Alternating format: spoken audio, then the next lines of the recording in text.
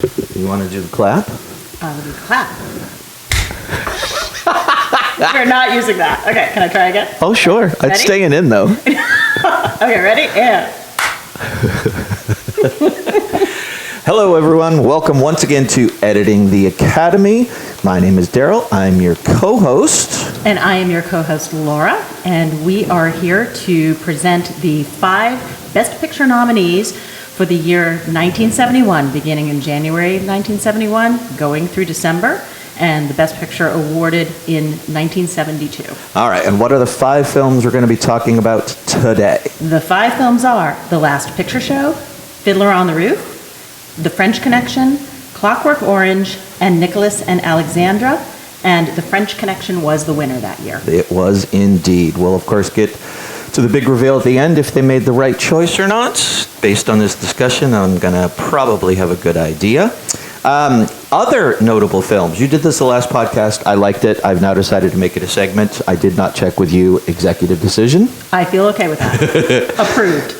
So, other notable films released that year. Willy Wonka. Harold and Maude, which I can't believe didn't get nominated based on some of these. I'm very surprised. Diamonds Are Forever. Straw Dogs, which is a very early, oh my God, hoo-yah! Al Pacino. Thank you very much.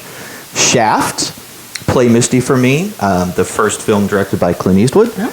Get Carter, THX 1138, which was the kind of short film-ish, well, it's not really short, from everybody's favorite Star Wars person. And then The Andromeda Strain. So those are otherable notes. Most of those, just by mentioning them, people are going to know what those films Absolutely. are. And this is something I know you and I have talked about, and this is why I like this kind of segment, is things of the time aren't necessarily things that will last. Things that are recognized and celebrated at the time. Correct. Okay, so we will leave French Connection for last, because that's the one that won. That's the way we like to do it. Yep. Which one do you want to start with? Let's start with A Clockwork Orange. Oh. How do you feel about that? Diving right in. Many thoughts on it. I imagine you did. My first question for you before I do all the background stuff is, I told you nothing could describe this film. There would be no way for it to give any sort of hint or anything to prepare you for that film. And you are absolutely right. I had never watched it before this watch, so there was it defies description. Okay, so let's see. It was adapted, produced, starring, based on a book by Patrick McGee. Wow, my printout did not print most of the stuff. So some of this information is not going to be there at all, so my apologies.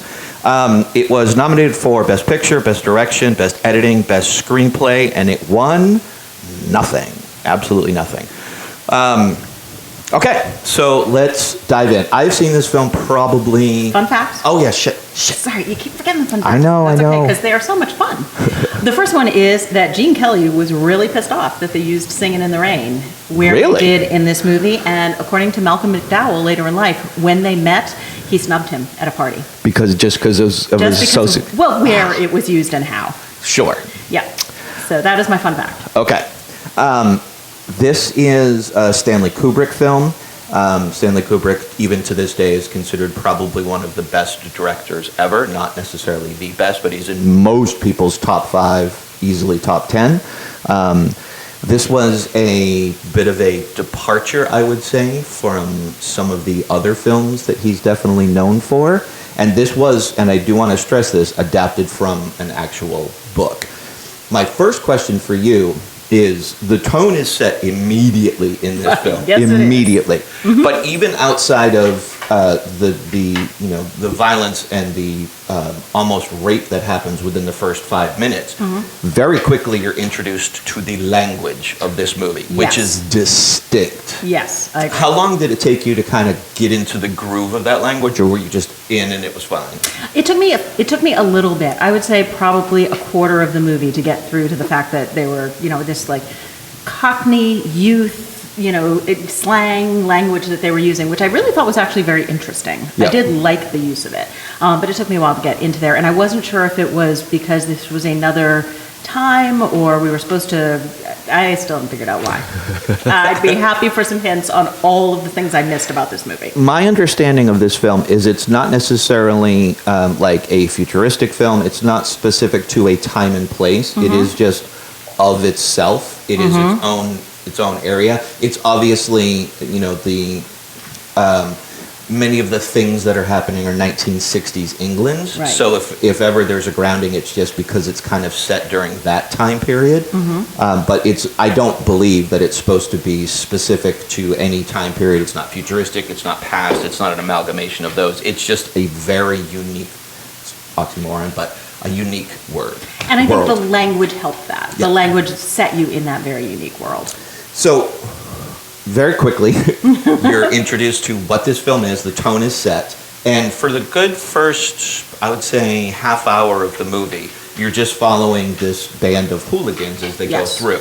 And then, rather abruptly, you're introduced to the other side, which is the lead hooligan with his family. Mom and dad at the breakfast table or whatever, leading essentially a normal life, completely unaware of the things that are happening in the evening. One of the criticisms I have of this film is that it doesn't really balance these two worlds very well. I thought. It definitely gives you a good insight into the violence and the mentality of what these kids essentially are doing. It does give you a counterbalance to home life, and then when it takes its big turn, you get a whole other side and a whole nother story plot.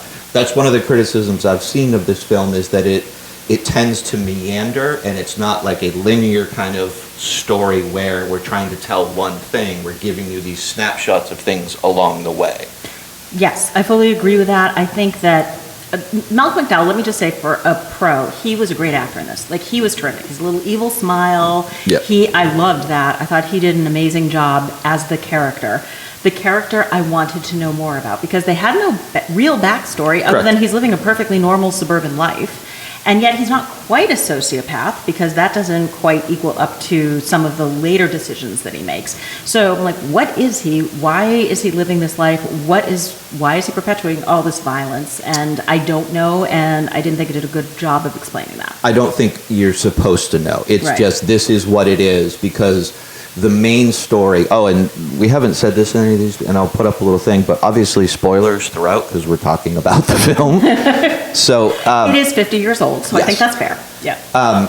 But you're just supposed to see what he does and his actions for when he's caught and rehabilitated. Because that's the majority of the story, is the rehabilitation process and what happens. It's not the violence. The violence is just shown in excruciating detail so that you can go through the rehabilitation process. And that's another criticism, what you're saying, is that why was it necessary to go through all of this in detail in the beginning, just to have this kind of, not redemption story, but this dialogue back and forth of what does it mean to be rehabilitated? Does it work? Is it worth it? All those kind of things, which is essentially the question that the movie is asking, is rehabilitation, what are the lengths that you need to go to? What's appropriate? Does it work? Should we do it? Should we just lock them up? You know, Britain in the 60s had and even into the 70s, had a very kind of closed off culture. Once the swinging 60s were done, it became a very locked down, isolated, we don't like foreigners kind of place. So I think this is a reflection of that time.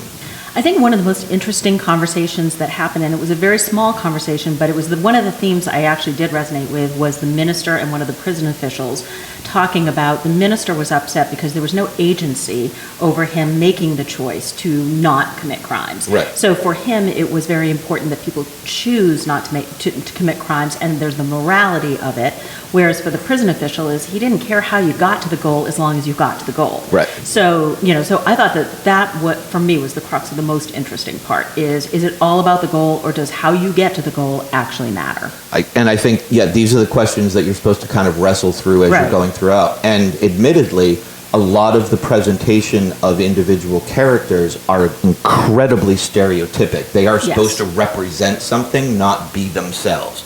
The prison guard is simply Yep. doing what he's supposed to do, doesn't care. The rules that they make up. Fully caricature. Yes. Yes. 100%. Most of them. And that is, I personally believe, and I have not seen an interview where he said this specifically, but that is intentional, I believe. You're not supposed to get into the characters. You're just supposed to see what they represent and how does that work within the overall narrative. That's my interpretation. Mm-hmm. A lot of films will do that. Some work, some don't. I think for this one, it totally does, but that's me, and I've seen it 5 times. Okay, there you go. So this one to me was different in that I did not enjoy it. I did not find it entertaining, but I saw the point of it, and I thought it was a movie that I'm glad that I've seen. So unlike Midnight Cowboy, when we watched that, I didn't find it entertaining, and I didn't see the point. This one, I didn't enjoy it personally, but I saw a lot of the value that they were bringing to the table. I thought there were, the production value, very interesting. The dark humor, I didn't personally enjoy, but I saw what they were doing. I saw what it added to the conversation. It was conveyed well. It was conveyed well, exactly. I did think that the sex and violence were fully gratuitous. I think that a good 20 minutes would have been fine, but no, they had to go 30 minutes or more. Yes, this is a guy who is committing violence all over the city. Okay, I get it. And also, it's just every woman was a big-breasted woman who, they're just showing her jiggle around a bit. And I didn't think that was necessary to kind of bring a humor to it. There was a Benny Hill atmosphere to it almost. Yes. Especially and the scene that I actually liked was the threesome he had after the record store to the William television. That was hilarious. That was sexually gratuitous. It was funny though. It was done really well, and I thought that was something that was funny. But also, that didn't move the plot forward at all. No, it was just a scene. It was just a funny scene to throw in there, and it was all consensual. So therefore, it wasn't even showing his propensity towards violence. So I didn't get that. I just did not love it, and I'm trying to see if there's anything else that I really enjoyed. The last scene of him in the hospital, I thought when all the photographers come in, I'm like, I saw Wes Anderson in that. I am sure Wes Anderson picked up some from that. So between the palette of the browns and the yellows and the photographers that were all very stylized, and I thought that was really interesting. I could see a little early Wes Anderson in that. The production design was beautiful. I'm just not huge on Kubrick, in general, except for The Shining, which stands on its own. And why was Beethoven important? Beethoven was important so you could take Beethoven away. Okay. Beethoven became used against him. That's why it's so still it could have been up. anything. It wasn't Beethoven per se. It wasn't necessarily. Something that he loved was tainted with something that, correct. That he hated. Okay. I was looking for something more. I got that. Okay. The film is a very highly stylized film, and I think the execution of that, the directorial choices, the set design, everything for the vision of what they were trying to accomplish was 100% spot on. Agreed. Accomplished. I totally agree. This film to me always boils down to this. Do you like what is being presented to you or don't you? And if you don't, you are not going to like this film no matter how technically brilliant it was at moments. Yes. If you do, then you can kind of elevate it to a higher level just because of it's not even distaste or there's any sort of judgment in it. You either like it or you don't, right. And it is a very polarizing film in that way. One thing I didn't know if you noticed, but I only noticed it this time. I didn't notice it on any of the other ones. Right before when he goes and meets those 2 girls where they go and have a threesome when they're in the record shop. Mm-hmm. I don't know if you noticed, but as they pass the counter, the thing on display is 2001. Yes, I did notice that. Okay. I did notice that. I thought that was pretty good on his part. But yeah, this is a movie that you're right. I didn't enjoy it, but I could appreciate it, and I'm glad it exists, and I can understand why it was nominated for Best Picture because it was very different. It was also just very innovative, very different than anything that was seen at that time, and it took a moment, and it really blew out that moment. So I would compare this one to Midnight Cowboy in that the material itself is kind of challenging, and you're either going to enjoy it or not. I think the material was handled far better in Kubrick's hand than whoever directed Midnight Cowboy. I can't remember now. Yeah, very true. Yeah. It was just handled better, but again, it's whether you like it or not. So that's what I. A lot of conversation about that one. Excellent. All right. What do you want next? On yours? I don't care. I have The Last Picture Show is next on mine. Okay. So if you would like to do that, tell us about The Last Picture Show. So again, I have holes in my things. Tell us what you can about The Last Picture Show. It was adapted from the semi-autobiographical 1966 novel, The Last Picture Show, It was nominated for Best Picture, Director, Supporting Actor, both Bridges and Johnson. Both actresses, Buston and Leachman. Leachman ended up won, as did Johnson, and it was also nominated for Screenplay and Cinematography. So there you go. Fun facts. Fun facts. There you go. Nicely done. Is that there was a sequel done in 1990 called Texasville, written also by Larry McMurtry and Bogdanovich, and starring all of the original cast that was still alive. Oh, okay. So everybody came back. And also, I'm not going to go into the Bogdanovich, Polly Platt, Sybil Shepherd of it all, but he was married to Polly Platt at the time and then left her for Sybil Shepherd. Who was very young. Very young. This was her first movie. Yeah, she was a model before. Yes, yep. But Polly Platt, if anyone is interested, she had an amazing career as set designer, art production, and there's a podcast devoted to her specifically. Oh, wow. It's a series on You Must Remember This, which is a great Hollywood podcast by Karina Longworth. So Okay. I highly recommend that. All right, so I'd seen this once when I was in like my pretentious early 20s. Okay. And I remembered enjoying it. So when I went in, I had those expectations of like, I'm going to enjoy this movie again. A couple quick comments. I think the choice of doing it in black and white was the correct choice because it did set that kind of bleak tone. Agree. And carry it all the way through. Having said that, things that I was surprised by was particularly for its time and the subject matter, the amount of nudity that happened. I was very surprised by the amount of focus on teenagers just basically out fucking left and right. Yep. Was surprised by that. I didn't remember these things. I just remembered it kind of being this bleak tale.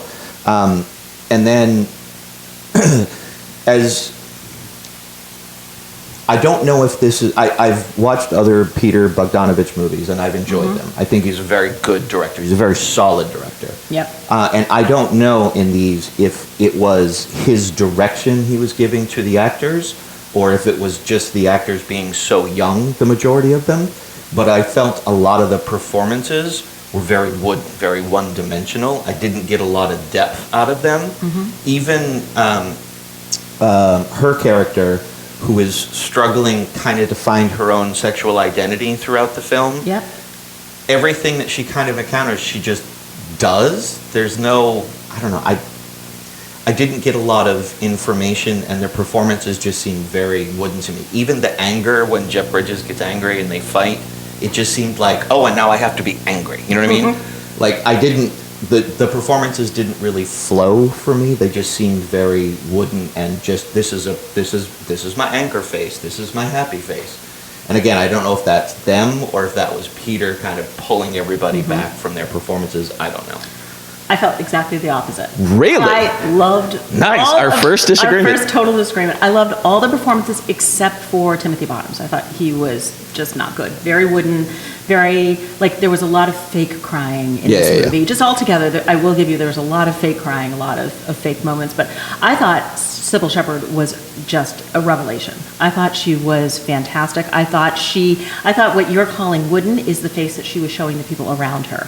And that was a kind of a mannequin that she was putting out to the world. And you got to see through her eyes and through her smile and through the thoughts she was thinking, not through the words she was saying. So I thought I can see so many of them were giving the performance you're saying to the people around them, but they were having an inner dialogue or an inner moment that maybe was not the same that they were showing. Because Jeff Bridges wanted to be the football hero, and Sybil Shepherd wanted to be the femme fatale, and yet she was a scared girl. Yeah. And, her mother, who I think was probably the star of the show. I loved the Ellen Bernstein in this movie. I thought she was phenomenal. So I really liked all of them. Like, Cloris Leachman going very quiet, very timid. I loved her performance. Pulled back, and then all of her anger that I thought was real at the end, and then kind of coming back to that softness of, almost a mother figure to Sonny. So I absolutely thought that all the performances were spot on, except for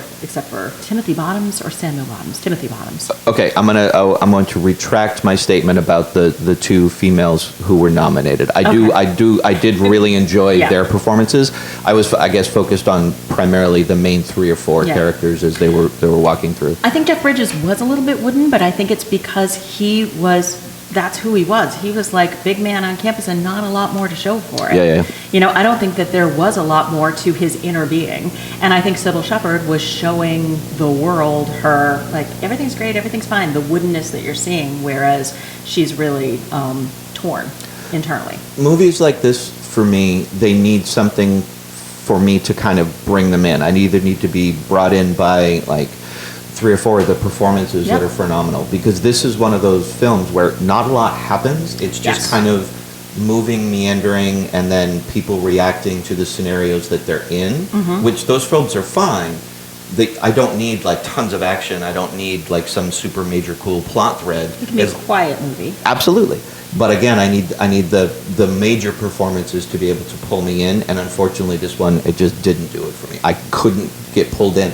I honestly stopped caring about 3/4 of the way through as to what was going to happen. I remembered what happened, and then I was like, yeah, I can see it now, and honestly, I just don't care. I just don't care. Yeah, see, I could see it as, it is a coming-of-age movie, but it is more sexually charged than many that they had at that time. Absolutely.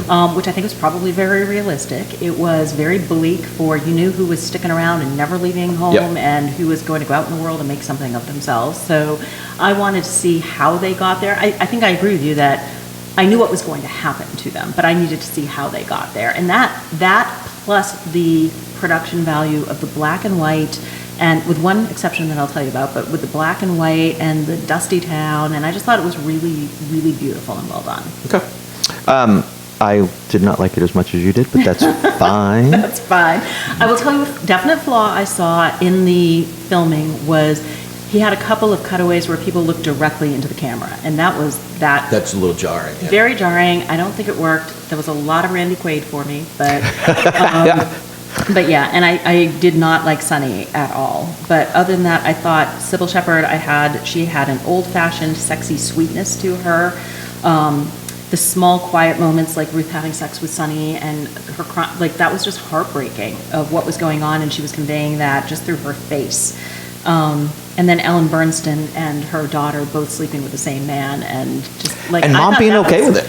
Mom was not okay with it, but Mom was like, that's what happens in this small little town. Yeah, Mom was accepting of it. Accepting of it. I think she was like, oh geez, I'm sorry that, this has happened to you already, almost. It's, I'm sorry that you are becoming an adult in this world where you don't have many choices already, because I'm there, and it ain't pretty. So. All right, fair enough. Let's move on to a different film. Oh, okay. Did not like that. I'm so sad. Well, I didn't dislike it. I wanted to like it more than I ended up doing, and sometimes when you have that reaction, then your overall reaction drops lower. Yes. So that's, I think, where I went. Like, I think it's a fine film. I think it's a good film. I think people should watch the film. I would recommend it to somebody. Okay. But overall, it's just, no. Meh. All right, let's just get this one out of the way. Nicholas and Alexandra. Please, let's get it out of the way. All right, so this was based on a screenplay, nominated for Best Picture, Actress, Costume Design, Original Score, Cinematography, Art Direction, and it won Costume Design and Art Direction, which a lot of these period pieces, that's what they generally end up winning. Okay. I have a lot of problems with this movie. Okay.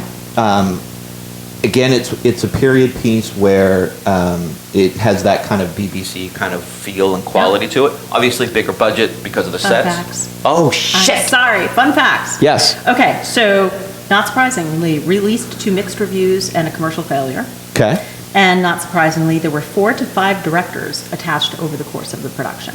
Really? Yeah. That makes so much sense. Doesn't it make so much sense? And it Because was the only one that the director was not nominated for Best Director, because I don't think they knew who to even nominate. Give it to. Yeah. that makes so much sense, because the movie itself does feel like different movies at different periods. Absolutely, yes. Wow. And Okay. I think that's it.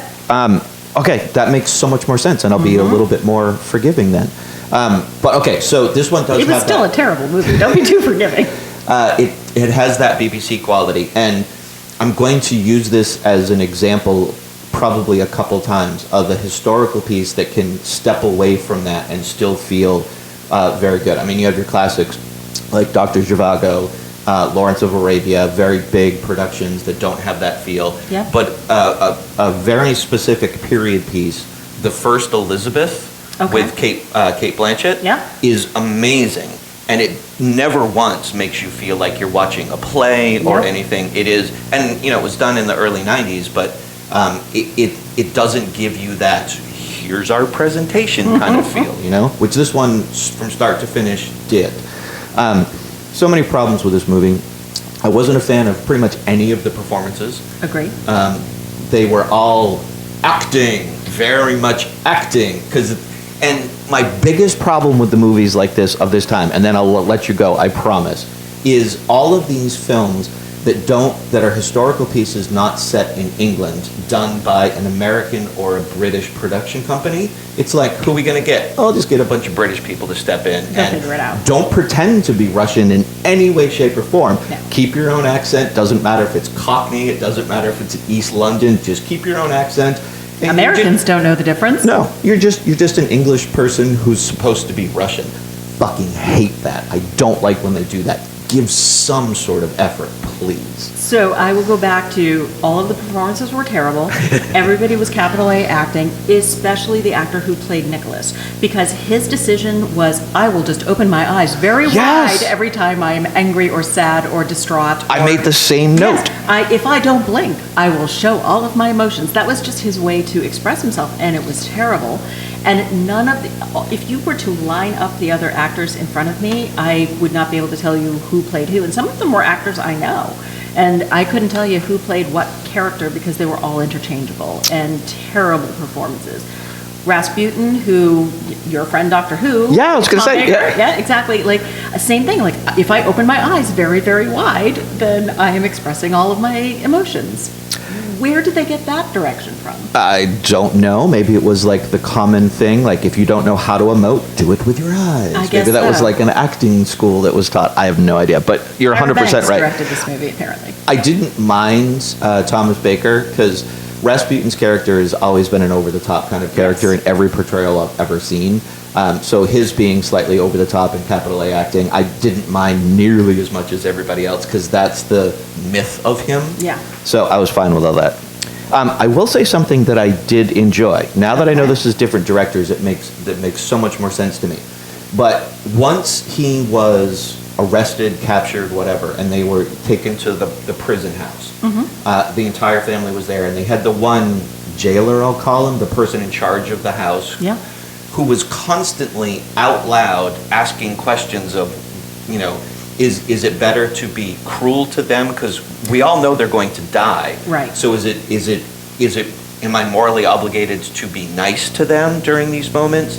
Should I not care? Should I just be cruel? Because we all know it's going to, Especially the letters, like we have letters Yeah. for them. Would that make them feel happy in Right. their last moments if we give them the letters from home, or they're going to die anyway? Right. So I did enjoy Is that that cool? because for once, and hey, Gesundheit, for once you actually had someone who was questioning the things that were happening, and genuine questions. Like anytime Nicholas questioned anything, it didn't really matter. You didn't really think that he didn't care that he was questioning because he really wasn't questioning. he wasn't, and I still don't know what the perspective of the movie was. Are we supposed to like them and feel sorry for them? Are we supposed to feel that they are terrible people because, all of their subjects were starving to death and these terrible things were Yes. happening, and he treated them like children and specifically said that he thought that they were children. But yet at the end, I think we were supposed to feel sorry for them, and I really didn't. No. So yeah, I don't know. It felt like they had a checklist of all the things they needed to go through with the Tsar's story. So it's like, sickly son, check. Right. Creepy Rasputin, check. Don't forget to mention Anastasia. So it's like all of these things that they bring out Stalin and Trotsky and for a couple of scenes here and there, but they don't really go through what was the problem and what was the narrative of the movie did not move along in the way that I thought it could have. There was no real narrative thread. Right. From my understanding, the reason there was the revolution was because the Tsar had become so detached from the people Yes. and no longer cared about the people. And that part does become apparent. Like, for the Tsar of Russia, he really hates peasants. I Yes. mean, like, hates them. Exactly, and even when he doesn't hate them, they are children that I need to tell them what to do and give them what they need, and they just need to stop asking for things. I'll Yep. give them what they need, and if they're starving to death, that's their own problem. The choice to make his wife such a highly religious fanatic but not really give any sort of credence to it. She was just, everything was about God.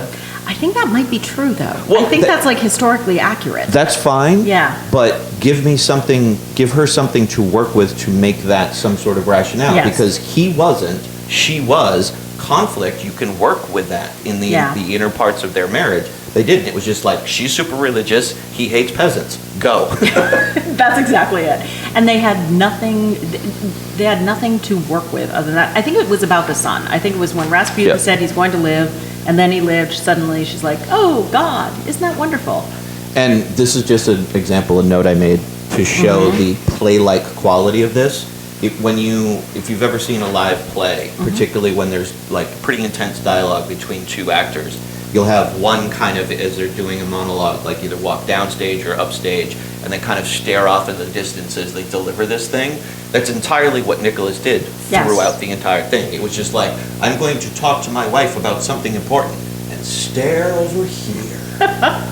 There was one interesting shot in it, and it was when the daughters were in captivity and the soldier comes in, and the way they were all standing, again, it was a very play-like scene, but they were all standing so that you could see all the girls kind of at a half measure, and then one of the girls was offset, and you could see her through the mirror. Oh! And so it was, but I spent 5 minutes looking at the shot, being like, oh, that's a super interesting shot. I have no idea what happened in the scene because I didn't care. Right. Yeah. All right, so I think we'll both give a thumbs down to that one. Maybe not the best picture of 1971. Okay. So then we have Fiddler on the Roof. Okay. Do you want to start? No, I get to do the you got to things. tell us the stats. Where are my Fiddler on the Roof stats? I could sing the score while you look for it. No. Nobody wants that. Wow, that was a quick note. Oh, there it is. Okay. So again, my printer just decided not to print part of this. It was based on from a screenplay. The musical score composed by a guy named Bach with lyrics by Harnick. It was also adapted and conducted by John Williams of Star Wars fame. It was nominated for Picture, Director, Actor, Supporting Actor, Art Direction, Cinematography, Best Score, Best Sound. It won for Cinematography, Score, and Sound, which is, again, the typical categories that musicals end up winning. Yes. All right, fun facts. Fun facts. So I had to look this one up because it was driving me nuts. The guy who played the constable, who kind of told them about the pogrom and told them that they had to leave, was played by an actor named Louis Zorich, who played Burt Buckman, Paul Reiser's father on Mad About You. It made me crazy. I had to look it up. Okay. All right, and then the original Yenta on Broadway was B. Arthur. Okay. Yeah, shocking. I didn't see that coming. No, I don't see that coming either. But Yeah. I'm also like, my awareness of B. Arthur is Golden Girls, so I always picture her much. I love B. Arthur. So, okay. Okay. I am an absolute sucker for a story that is entirely aware of itself. I am a sucker for a musical. That's exactly my first line. Okay. Okay. I'm a sucker for a story that is entirely aware of itself and what it is doing, and will poke fun at itself, but it knows what it's doing. Movie, I don't care how bad a movie is. If a movie knows what it is and it's just presenting itself for what it is, I'm in. And to me, this movie was 100% that. It knew entirely what it was trying to do. It did not step out even a little bit out of that. It was just, this is our story, this is our movie, go, have fun. And it was. It's a lot of fun. The numbers, the big three, everybody knows. When they come along, you kind of start to Get ready to go. The performances I thought were amazing, And I can't remember the guy's name. It's a single name. Topol? Yes, Topol. He was great. He led the film. When it started to lag, he would come on and just because he was just such a big presence that he was able to take up the screen when the moments kind of started to fall apart a little bit. I loved it. I had a great time with this movie. I feel exactly the same way. I'm a sucker for a musical. I think it did its job well. I thought that Topol, I had written down, he is extremely charismatic. So not only is he a great actor in this role, But also the character itself was very enjoyable, and he was trying to do the best for his family. It's one of those where I enjoyed it thoroughly. I think it checked all the boxes of what he was trying to do. I don't think it moved cinematic history forward at all. I think it was a great movie for its time in the musical world. I loved the fact that it was, I loved that it pulled Tevye out of the story and broke the fourth wall, and as he was mulling things over. You don't really see that very often, but it's very much a play. Yep. It had a lot of play sensibilities. Yep. So, and it hit all the boxes for me as enjoyable and fun, and yet it had a message too. It didn't hit you over the head with it, but it had a good message. One of the things that it did, which a lot of films forget sometimes, is if you have a character directly talking into the lens, the camera lens, like talking directly to the audience, oftentimes they'll do that like in the beginning and then never come back to it. This didn't do that. It carried through. Yeah, it did remind you that this is a story this person is telling, and just as you kind of forget that, hit pop back on and talk to you. Yeah. I was like, all right, good reminder. All right, cool. Yeah. Like the pacing of that worked well, and they didn't forget and break that rule of like, once you do it, keep it up, because otherwise it's just going to take you out. Yeah, I did think a couple of the dance sequences were a little claustrophobic in that they were shot in a play, and they could have broken out through the walls a little bit. But the two places I didn't see that, one of which was just the end scene, seeing everybody coming through the town. I think they used their space really well. And the other piece too was, that I found heartbreaking, was the rabbi leaving the synagogue and showing the mosaics and the murals. And you're thinking about leaving your family and your friends and your community, but the buildings that have your history in them, that's something I hadn't thought of before. And I thought that was just a really beautiful shot. Yeah. Good filmmaking will do that. They'll just, through a quick scene or a quick moment, will give you so much more than what that moment actually is. Like, and that's just good quality filmmaking. Like, how can we, in that example, how can we kind of encapsulate the history and what it means to leave? We'll just do a quick shot going by here, and that says anything more than any dialogue we could do or any sort of constructed scene to talk about it. No words, none needed. Yeah. Yep, absolutely. So yeah, I 100% agree. I think this was a phenomenal film, both for its time. I think it still holds up today. It's fine for what it is. Like I said, it doesn't try to be anything but what it is, and I love films that do that, because those will, in my mind, always be able to stand up and be rewatchable when you're in the mood for that. Yes. Because you know exactly what it is. Like, you're not, there's nothing surprising about this in any way. It's just a fun little emotional roller coaster that you go on, and then story's on, and you move on to the next thing. Exactly. But it also just has a very bittersweet ending too. I mean, it has a very real for today thoughts and ideas. So worth revisiting. All right. The big winner. French Connection. So this was also directed by, the director also did The Exorcist and To Live and Die in L.A., Two other big notable films that he did.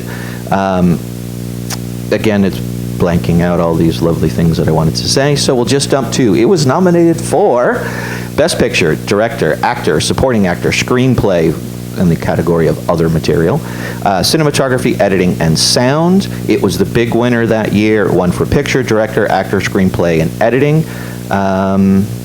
There you go. I blanked out on fun facts. I see my fun facts on my sheet. So I will tell you a Kilmartin family fun fact, which is my dad and his father-in-law, my grandfather. This was the last movie they went to before my grandfather passed away. Oh. And so it has like family lore of like being very important in our family, and I have never seen it. Oh, bad granddaughter. Exactly. So. I do know a fun fact about this one. Sure. At the time, it was the longest car chase in film history that has been surpassed.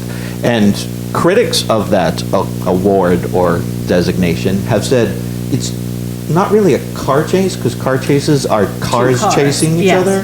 This is just chasing a train. Fair. It's a car chasing a train, though. I'm just saying That's the criticism of that, getting that designation at the time. Do we know what it was surpassed by? I don't. I was going to look it up, and then I completely spaced it. So. Well, I have no fun facts for you, so I failed. Okay. All right, so this is probably my third or fourth time seeing this one. I remembered enjoying it every single time before. I did remember that this is a very 70s movie. It just eeks of 1970s. Yep. So I was going in, I was going to be aware of that so I could put that aside and not have that bother me, because sometimes when a movie, like 80s movies that feel 80s, you could just instantly be taken out of, even though there's like all this emotional impact or whatever. So I set that aside, I watched it again, had a great time. Okay. Absolutely had a great time. I enjoyed it. I liked it. I didn't have as great a time, but I think it's because of the 70s of it all. And I agree with you that it's kind of hard to overlook some of that. I'd never seen it before. I thought Gene Hackman was fantastic. I did like some of the surprises, the fact that the ending was complicated. This was not white hats, black hats. This was not good guys, bad guys. Also, I absolutely pegged Roy Scheider as a red shirt, and I thought we were going to lose him somewhere along the way. So they surprised me with that as well. It was very gritty and real, and that's probably something very new. It's not a genre I care for that much, but also I love what they did in it. The car chase was thrilling. I thought it was, I have seen that, you've seen snippets of that in your life. But in the moment, I thought it was absolutely thrilling. I thought the fact that they could shoot this with no special effects, and no CGI, I thought that was really interesting. I liked the international aspect of it. So That didn't take you out of it? Okay. No. Because some people that I've talked to, that has been a criticism, is like, why did it have to be some international drug lord? Why couldn't it have been someone more localized or whatever? I think that for me made it bigger stakes. So that's what I saw, is it was bigger stakes, and also kind of at the end, that's where people could disappear to. You knew that they had international holes where they could run off to. But I thought the street scenes and the costumes were perfectly tailored. Loved the Gene Hackman of it. And it's funny because I enjoyed it, but I don't think I would rewatch it again. But when I went to write down the cons, there weren't really any. It was good. It was well done. It did what it was supposed to do. It was probably very innovative for the time. But honestly, I was also thinking, with a less stellar cast and without the car chase, it could have been an episode of Kojak. So that's the only thing. Like, those two things elevated it to the next level, but I don't know how high they elevated it. Okay. I don't disagree with you. A couple things that I enjoyed and picked up on in more detail watching it once again, and I think this is one of those films that the more you watch it, the more you're going to kind of pick up a lot of the subtleties in Probably there. True. They tackled a lot of racial issues, and they didn't go all the way with it, but they were like, here's kind of what's happening in the 1970s with racial tensions, and they didn't like explore it, they didn't hammer it, they were just like, this is the way it is, and they just kind of operated within that structure. Like, initially when they go into the all-black bar and they're just spewing the word left and right, and you were like, what? How the hell could you get away with this? Because it was 1971. Right, but more modern sensibility, and then you cut to one of the guys, the undercover cop, like, it doesn't make any of that right by any means, but you understood what they were doing and why they were doing it, because they needed to get to this other guy. Anyway, so I like the fact that they wove that in as an element and didn't make too much of it. It was just part of the story. I thought some of the actual director's choice to frame things was pretty cool. They would do across the street scenes where you'd be inside one thing and you would be seeing something across the street, and they would time them very well, I thought, which they must have had people outside being like, go. The sniper scene is a good example of that. I thought the sniper scene was really well done as well. And there's also a scene where I can't remember which character is. Popeye has been following the guy, and he's standing outside, and he's just smoking a cigarette. And inside, the guy is just standing there, and he's drinking a cup of coffee. And Popeye has a cup of coffee as well, and he dumps it at the exact same moment that the guy's like bringing something up. So the movement of that was very well choreographed. I like that they did those. I like that the leads themselves, they're not moralistic. They're highly flawed, and you get some of their flaws and some of it's discussed, but mostly it's just like, this is the way things are. I liked Popeye because I thought he was a realistic person. He had a lot of evil around him, and so he understood what was going on, but he didn't go down to that level. But he was also not a great guy either. He was a very normal, realistic guy in his world. So I agree with you on that. One of the things that I think the film does very well is the handling and building of tension and then release. There there are moments and scenes where you can kind of feel it coming up, and then it will drop down, and then it will come back up, and then you'll have a big moment where the tension is released. Like the handling of tension throughout, I thought was very incredibly well done, because a movie like this does need tension. It's built Absolutely, into it. of course, yeah. So the handling of that I thought was great. My biggest complaint, Okay. had I been the director and or editor or producer of this movie, the movie ends with a gunshot, Yes. and then you get the where are they now? Yep. Take away the where are they now. End with the gunshot. It's so much more dramatic. Oh, see, I needed the where are they now. no. But the reason you need the where are they now is because, again, I would have assumed in 1971, the good guys won, the bad guys lost. And I think the fact that that is not what actually happened, and, you know, nobody won and really nobody lost, that to me is more important. And I don't think people's minds would have gone there. It would have, they're coming Okay, from John that's valid. Wayne Western, the good guy always Yeah. wins. So had the gunshot gone off, be like, who got the bad guy? Let's go get our popcorn. And I. But no, you wouldn't have thought that, because that scene it's Popeye who you believe is about to be shot. That's when the gun goes off. You believe that Popeye is about to be shot. Okay, I've got to go back and look at that, because I thought it was up for, because I thought, wasn't Roy Scheider also kind of coming around? He was, but he was, if I remember correctly, he was pretty far back. He was gaining, but he was pretty far back. And Popeye rounds the corner and lifts his gun, and then you just hear the gunshot. So who shot who?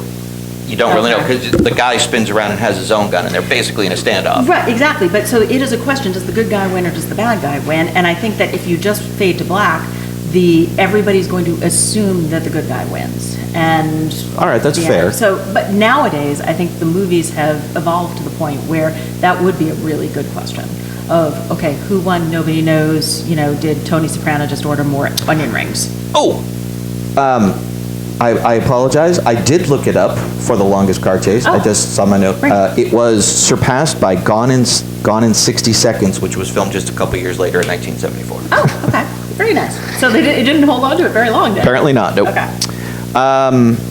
Yeah, that's all I have with this. I thought this was an excellent film. I enjoyed the heck out of it. I thought the execution of Pretty much every single kind of category was fantastic. I think that it was the best directed movie, and I think it, like you said, because of the timing, because of the chase, because of all of the things that they had to carry through the movie, I thought it was the best directed, and absolutely the director deserved that. Okay.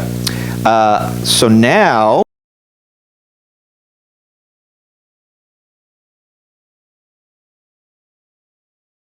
I'm going to guess, based on your conversation, that you do not believe French Connection should have won. I do not. All right. Can I? How about you?